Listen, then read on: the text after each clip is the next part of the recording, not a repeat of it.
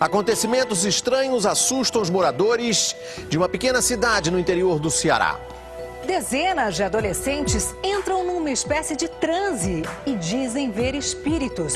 Nossa equipe saiu em busca do cenário e dos personagens dessa história. Estamos no interior do Ceará. Nosso destino é o município de Itatira. Há quase um mês o assunto na região é um só. Jovens estudantes estariam passando por um fenômeno no mínimo estranho. Meninas e adolescentes entram numa espécie de transe. Dizem ouvir vozes, avistar vultos e sentir a presença de assombrações de pessoas que não conhecem.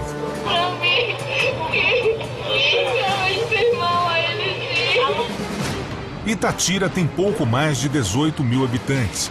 O município é dividido em 5 pequenos distritos.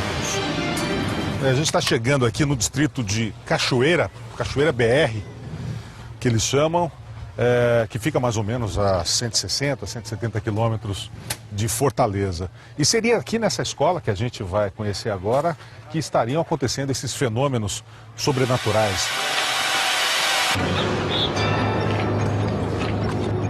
Na escola pública, os funcionários estão assustados, evitam falar do assunto. Os alunos têm medo. O que você acha que é? Demônio. O quê? Demônio? Eliane é diretora da escola. Estava ao lado das estudantes quando os fenômenos começaram. O que te deixou mais intrigado? Olha, assim, eu nunca acreditei no que eu vi. Mas só quem passa, quem percebe, quem está lá com as meninas, é que percebe o quão grave é a situação. Essas imagens foram gravadas no início de junho. Preocupada com os acontecimentos, a diretora convidou um especialista neste tipo de fenômeno, um parapsicólogo, para fazer uma palestra. Enquanto ele fala, o comportamento das alunas muda repentinamente. As jovens perdem o controle, se debatem freneticamente,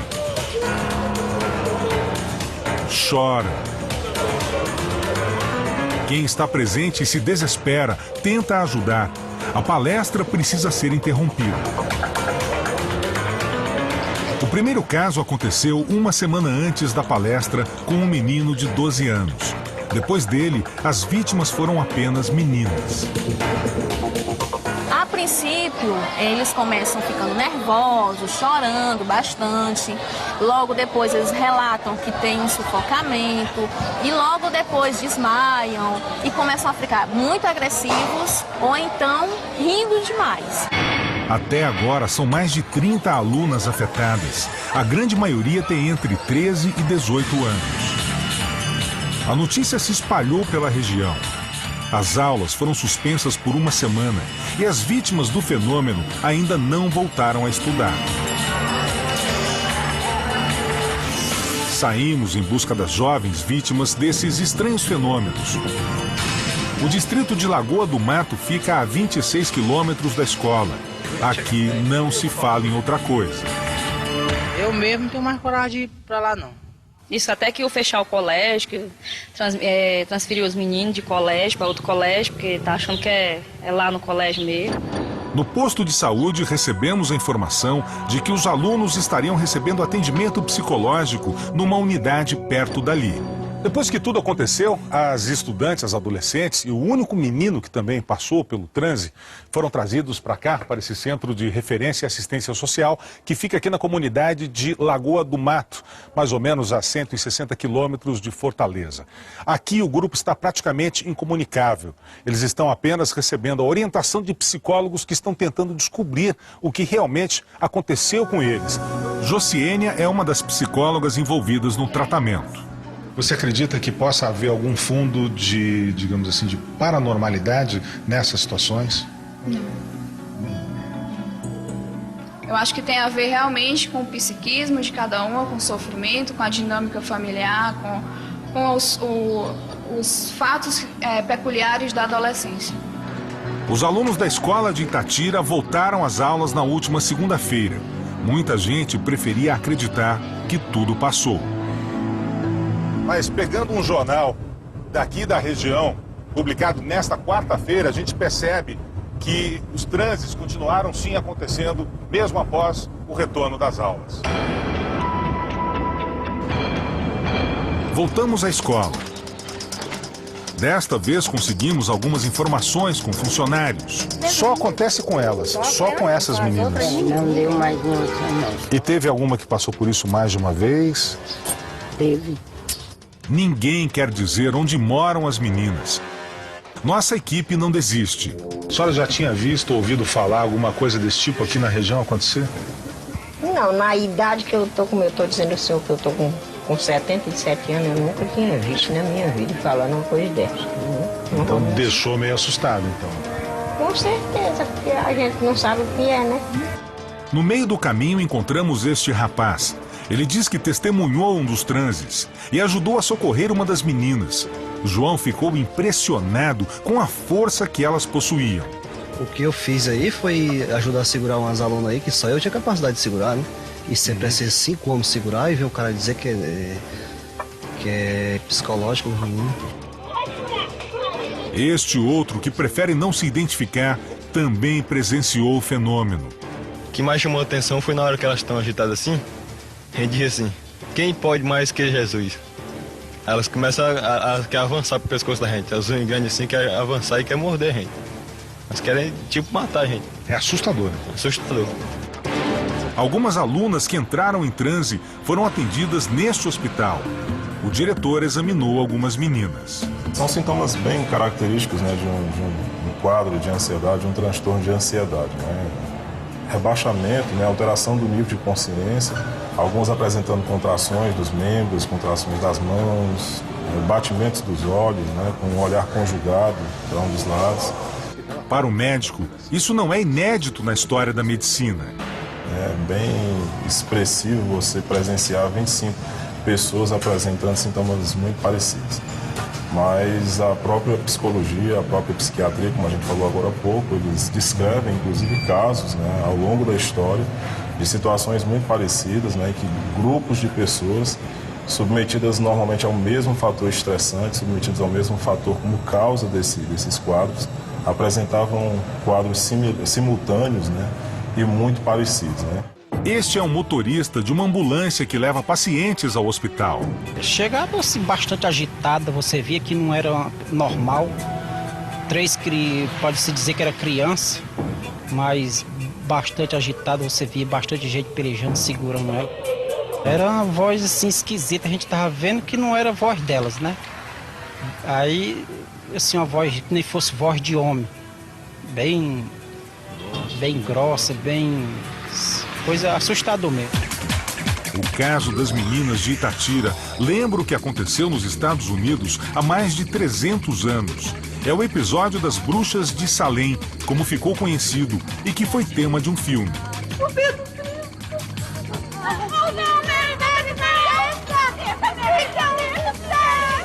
Estranhas visões de um grupo de jovens são atribuídas a espíritos malignos. 20 pessoas foram acusadas de bruxaria e condenadas à forca. Seguimos a nossa busca pelas jovens de Itatira. Se eu entro lá depois da casa, 2 bodegas ali, que 2 casas ali, tem uma entradinha assim. Bora aqui mais pro final. Tá bom, obrigado, senhor. Horas depois, conseguimos encontrar a casa de uma das jovens. Sabe se é aqui nessa casa que mora a Jéssica ou Beatriz, uma das meninas?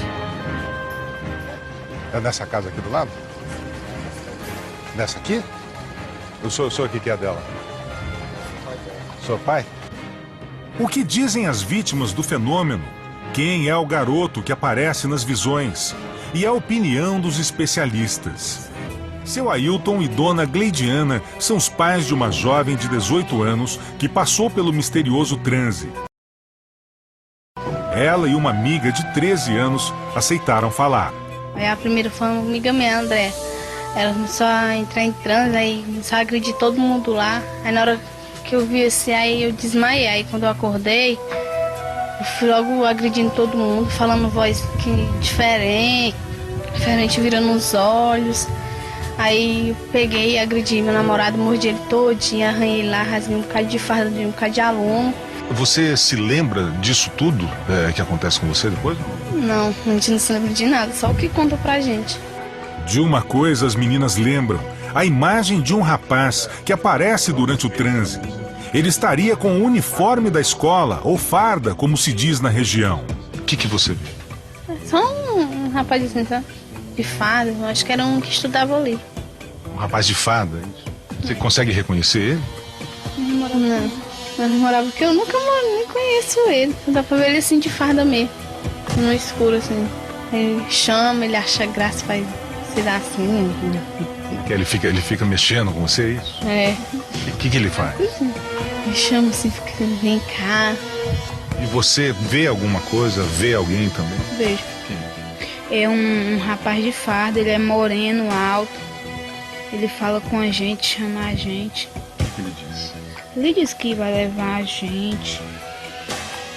Você fica com medo disso? Às vezes. Te assusta um pouco essa situação toda? Assusta. A mãe de uma das meninas conta que a filha chegou a ficar 2 horas em transe. Era uma voz diferente, não era a dela mesma, era uma voz muito esquisita e agressiva. Os alunos de Itatira tiveram realmente uma experiência paranormal. A escola seria assombrada.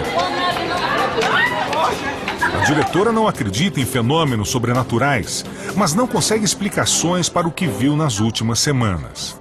O que eu tento fazer e tento buscar é algo para que a gente possa resolver, para que não leve muito para isso, porque a população em si, a comunidade, o município em si, como é muito pequeno, todos já estão muito traumatizados por tudo isso. Para este psicólogo, o caso das jovens de Itatira precisa ser avaliado com muito cuidado. Será que todos os estudantes viram o mesmo fenômeno? Ou poucos deles observaram esse mesmo rapaz? Ele era conhecido por todas essas estudantes antes do evento acontecer? São perguntas muito importantes para o esclarecimento do que de fato aconteceu lá. Segundo os moradores de Itatira, o jovem uniformizado visto pelas meninas seria um ex-aluno da escola que teve uma morte trágica. Diz que um menino morreu brincando de boleta russa, aí se manifesta nas crianças, pede reza. E você acredita nisso? Eu acredito que já aconteceu uma coisa com as minhas filhas já, sobre essas coisas aí, eu acredito. A diretora da escola diz que tudo não passa de boatos. Existem vários alunos que já passaram por essa escola, já faleceram, mas nenhum em concreto, alguém ou uma das meninas comentou que tinha visto a figura realmente de um aluno que já tinha morrido. O Domingo Espetacular mostrou as imagens para este parapsicólogo. Ele acredita que se trata apenas de um fenômeno conhecido como histeria coletiva.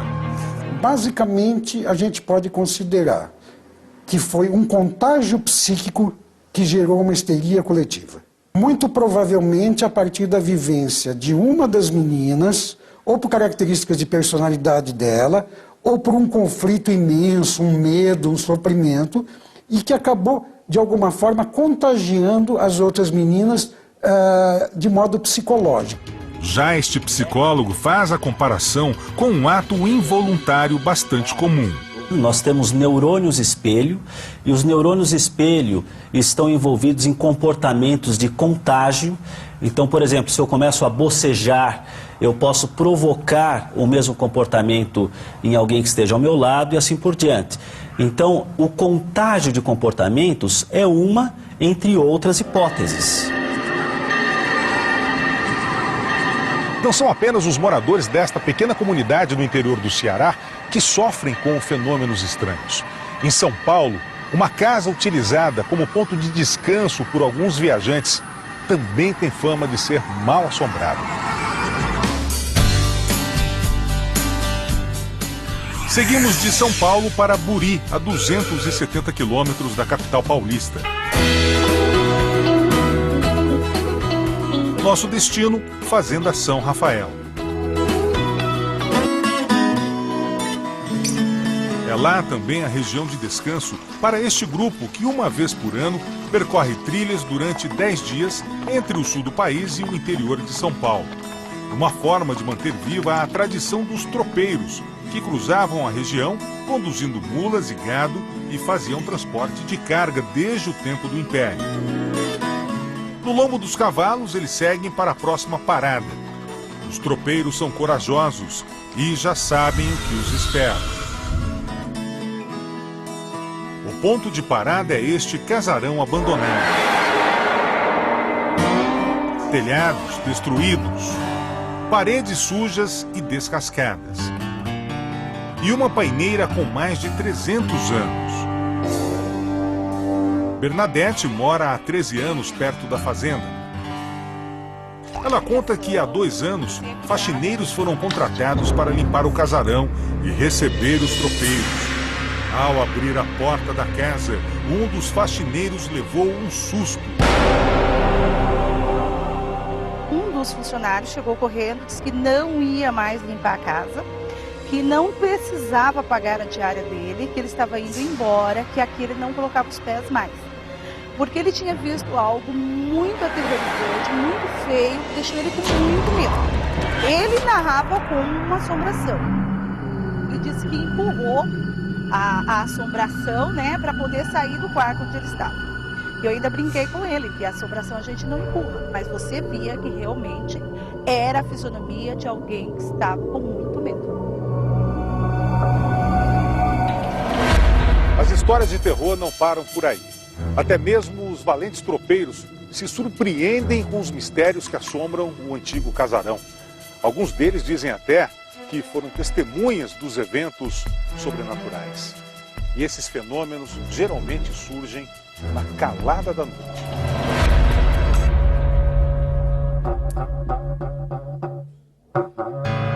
E é perigoso, não é fácil não. Eu vou ficar batendo aí, não quero vir ficar aqui. E é tenebroso a coisa. Os moradores da cidade dizem que o casarão pertenceu a um conde e foi construído por escravos. Dizem também que muitas pessoas foram enforcadas na paineira centenária.